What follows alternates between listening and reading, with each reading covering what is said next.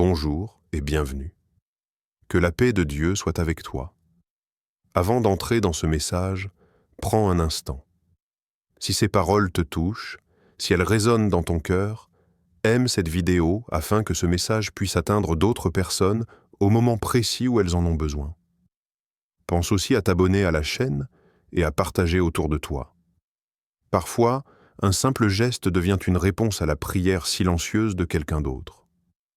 Ce que Dieu fait dans une vie, il peut le faire dans une autre. Et si tu es ici aujourd'hui, ce n'est peut-être pas un hasard. Entrons maintenant dans ce moment. Il y a des instants qui ne crient pas, mais qui arrêtent tout. Des moments qui ne s'imposent pas par le bruit, mais par une sensation étrange, comme si quelque chose, à l'intérieur, venait de tirer doucement sur le frein. Tu étais peut-être en train de faire défiler, distrait, fatigué, ou simplement en pilote automatique, et pourtant, te voilà ici. Ce n'est pas anodin, ce n'est pas un simple clic de plus. C'est une interruption volontaire, un arrêt imposé au rythme effréné du quotidien. Dieu sait interrompre sans brusquer. Il ne force pas la porte, il suspend le temps. Il crée un espace, un silence. Et dans ce silence, il appelle non pas ton intelligence, mais ton cœur. Ce moment précis, maintenant, n'est pas un accident numérique ni une coïncidence bien calculée. C'est un rendez-vous. Un point de rencontre entre ce que tu vis et ce que Dieu prépare. Le monde nous a habitués à croire que tout est aléatoire, que la vie est une suite de probabilités. Mais Dieu, lui, travaille avec l'intention.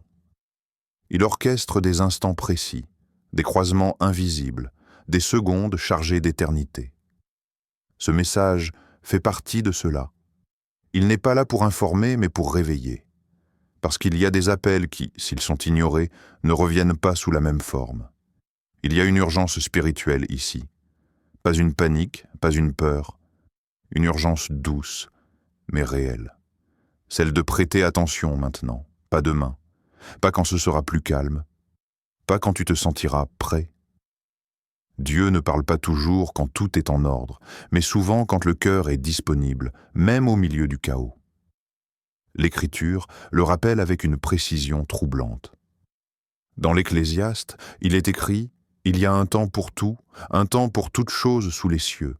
Ce que tu vis en ce moment n'est pas hors calendrier, ce n'est pas en retard, ce n'est pas en avance, c'est le temps convenable, et refuser d'écouter, ce n'est pas juste manquer un message. C'est risquer de passer à côté d'un tournant que Dieu avait déjà préparé bien avant que tu en aies conscience. Alors fais ce que le bruit du monde empêche souvent. Arrête-toi, écoute. Pas avec tes habitudes, pas avec tes doutes, mais avec ce lieu intérieur où Dieu sait encore se faire entendre. Parce que ce moment n'est pas venu par hasard, et toi non plus. Il y a une fatigue que le repos ne guérit pas. Une lassitude plus profonde que le corps, plus ancienne que les événements eux-mêmes.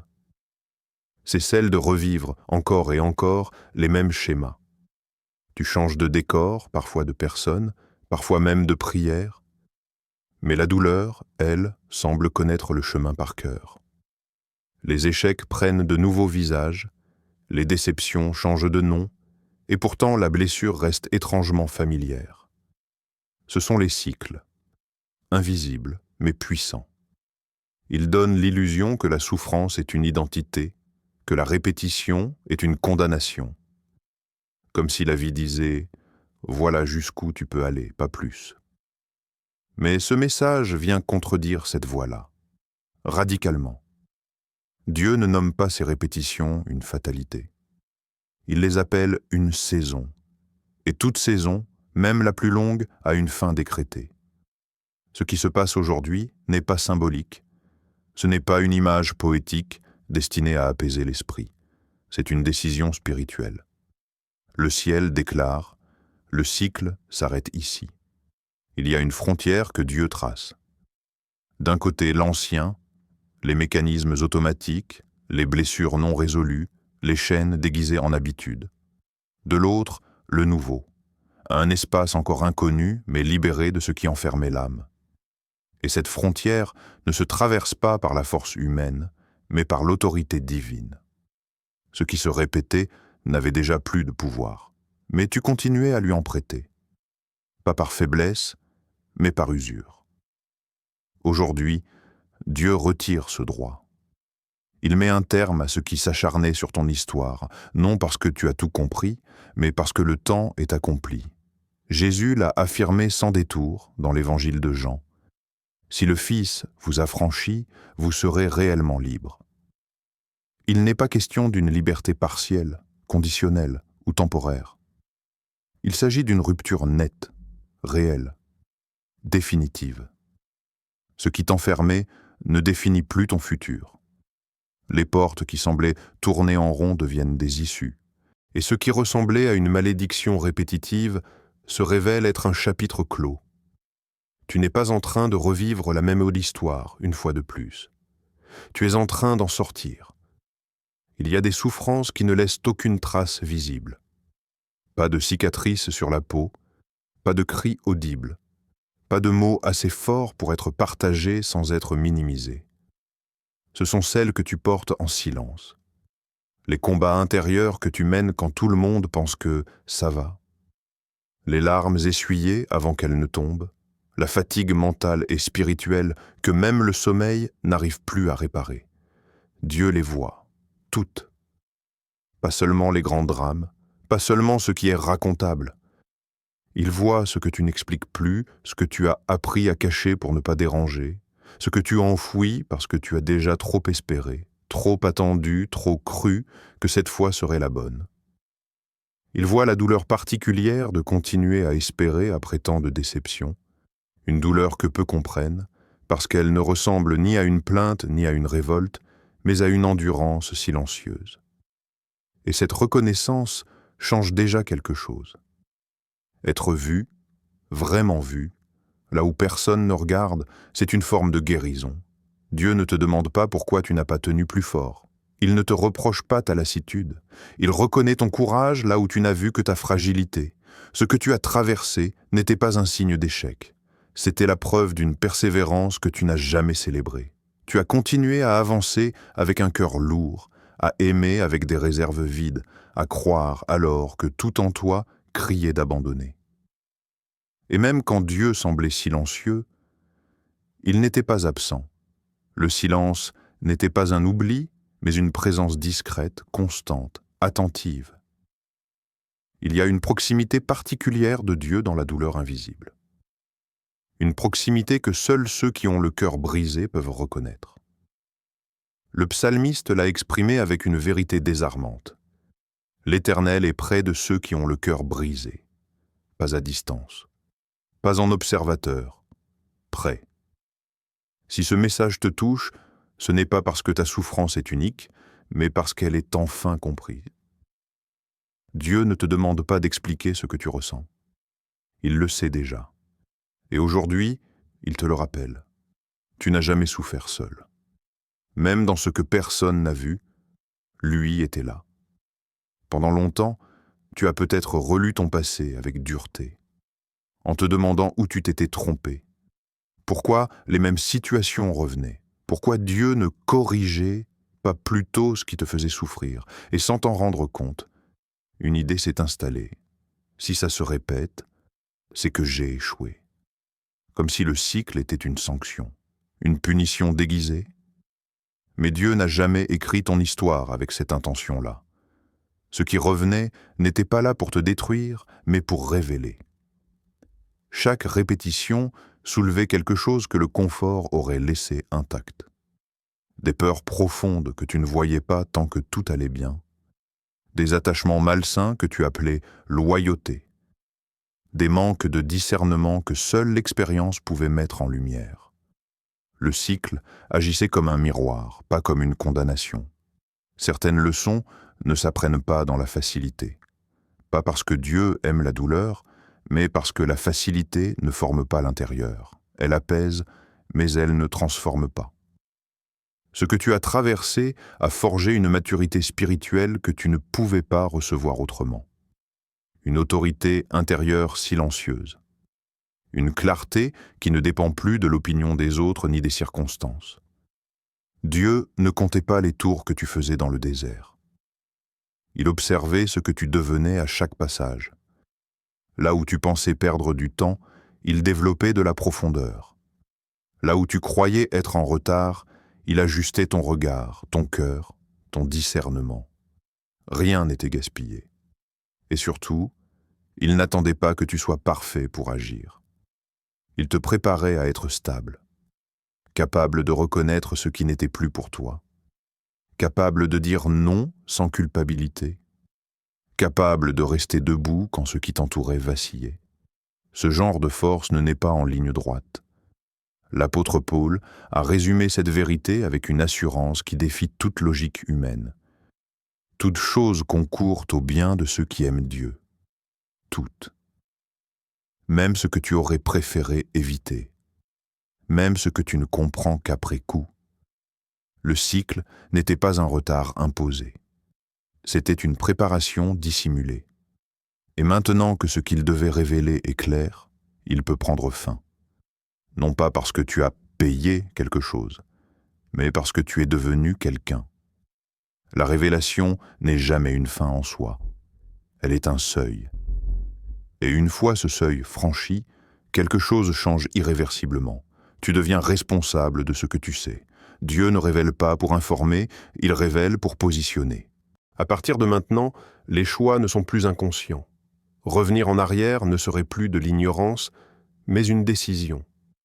La liberté ne survit pas là où l'on retourne volontairement à ce que Dieu a déjà brisé. Pas parce que Dieu retire sa main, mais parce que l'âme choisit ce qu'elle connaît plutôt que ce qui la guérit. Il y a des habitudes qui semblent rassurantes simplement parce qu'elles sont familières. Des relations qui donnent l'illusion de la stabilité alors qu'elles étouffent. Des schémas de pensée qui paraissent normaux mais qui enferment lentement. Le confort n'est pas toujours la sécurité. Et Dieu ne confond jamais les deux. Cette étape demande du discernement. Pas une force héroïque, mais une lucidité honnête. Reconnaître ce qui te tire vers le bas, même quand cela te fait du bien sur le moment. Accepter de te détacher de ce qui ne correspond plus à la personne que tu es en train de devenir. Dieu ne te demande pas la perfection, il te demande une obéissance consciente. Un oui clair. Un non assumé. Même quand c'est inconfortable, il y a une tonalité différente ici. Moins de consolation, plus de responsabilité. Mais ne t'y trompe pas, ce n'est pas un rejet, c'est une correction paternelle, ferme, oui, mais profondément aimante. Dieu corrige non pour humilier, mais pour protéger ce qu'il a libéré. Il refuse que tu appelles destin ce qu'il a déjà désamorcé. L'auteur de l'Épître aux Hébreux l'exprime sans détour. Le Seigneur corrige celui qu'il aime. La correction est la preuve de l'attachement, pas de la colère. Elle signifie que Dieu te considère capable de faire mieux, de choisir différemment, de marcher avec maturité. Il ne te traîne pas vers l'avant. Il t'invite à avancer en pleine conscience. La révélation exige une réponse. Rester immobile après avoir vu clair, c'est déjà reculer. Dieu a fait sa part en dévoilant. La tienne commence maintenant, choisir la liberté, même quand elle te demande de lâcher ce qui t'était familier. Ce qui vient maintenant ne ressemble pas à ce que tu as connu avant. Pas parce que tout sera parfait, mais parce que la fondation change. Jusqu'ici, tu avançais souvent en mode survie. Tu faisais ce que tu pouvais pour tenir, pour ne pas replonger, pour ne pas perdre davantage, mais Dieu n'appelle pas à survivre indéfiniment. Il appelle à s'aligner. L'alignement, c'est quand l'intérieur cesse de lutter contre l'extérieur, quand tes choix, tes valeurs et ta paix commencent enfin à marcher dans la même direction. Dans cette nouvelle saison, la confusion ne sera plus le langage dominant. Elle laissera place à une paix qui ne dépend pas des circonstances, une paix qui ne crie pas, mais qui stabilise. La clarté remplacera l'anxiété, non pas parce que tout sera expliqué, mais parce que tu sauras où regarder. Dieu ne laisse jamais un vide. Ce qu'il enlève n'est jamais arraché sans être remplacé. Ce qu'il retire, il le fait parce qu'il a quelque chose de plus solide à installer. Les appuis fragiles sont remplacés par des fondations durables. Les relations instables par des connexions saines. Les pensées confuses par une direction claire. Rien n'est perdu dans ce processus. Cette saison demandera de la confiance. Pas une confiance aveugle, mais une confiance enracinée. Et elle demandera de la patience parce que ce que Dieu bâtit pour durer ne se précipite pas. Chaque pas sera guidé. Pas toujours spectaculaire, mais toujours soutenu. Tu ne marcheras plus dans l'urgence, mais dans la cohérence. Il y aura moins de bruit, mais plus de sens. Moins de lutte intérieure, mais plus d'assurance tranquille. Tu ne te demanderas plus constamment si tu es au bon endroit, parce que ton esprit et ton cœur seront alignés avec ce que Dieu fait. Cette marche ne sera pas solitaire. Elle sera accompagnée, dirigée, sécurisée.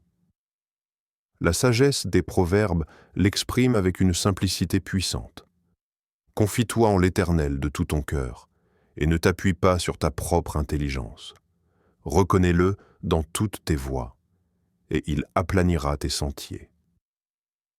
Ce n'est pas la promesse d'un chemin sans obstacle, mais celle d'un chemin aplani, rendu praticable, stable, praticable pour la durée.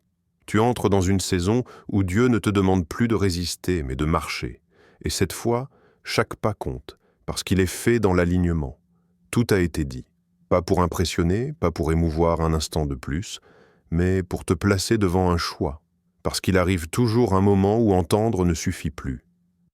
Tu peux reconnaître la vérité, la ressentir profondément, même être touché au point d'en avoir les larmes aux yeux, et pourtant rester immobile.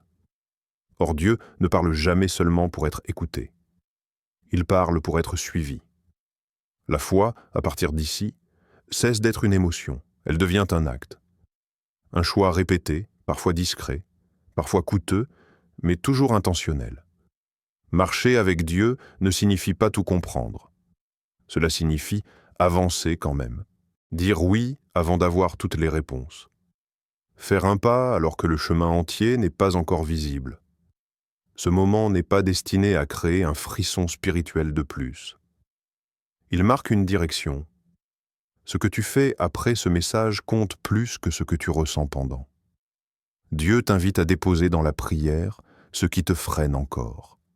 Les peurs que tu rationalises, les hésitations que tu excuses, les résistances que tu appelles prudence. Rien de cela ne l'effraie. Il attend seulement que tu les lui confies. Marcher ne veut pas dire être parfait. Cela veut dire être sincère. Un oui, fragile mais vrai, a plus de poids qu'une promesse héroïque jamais tenue. Dieu travaille avec la disposition du cœur, pas avec la performance spirituelle. Et la transformation commence rarement dans le spectaculaire. Elle commence dans l'obéissance simple, quotidienne, parfois invisible. Il y a une différence profonde entre admirer la vérité et la vivre. L'apôtre Jacques l'a exprimé avec une clarté sans compromis. Mettez la parole en pratique et ne vous bornez pas à l'écouter. Ce verset ne condamne pas l'écoute, il l'accomplit. Il rappelle que l'écoute trouve son sens dans le mouvement. Alors voici le choix final. Pas dramatique, pas bruyant, mais décisif. Continuez à entendre ou commencez à marcher. Dieu est déjà en route. Il ne te force pas, il t'invite. Et le premier pas n'est pas un exploit, c'est un oui, sincère. Aujourd'hui, Seigneur Jésus, merci pour ce moment de vérité et de lumière. Merci pour ce que tu révèles et pour ce que tu brises aujourd'hui. Je te confie les cycles qui prennent fin, les peurs que je dépose à tes pieds et la nouvelle saison que tu ouvres devant moi. Donne-moi un cœur obéissant, un esprit clair et une foi vivante pour marcher avec toi, même quand je ne comprends pas tout. Je choisis l'alignement plutôt que la peur, la confiance plutôt que le confort, ta voix plutôt que mes doutes. Amen.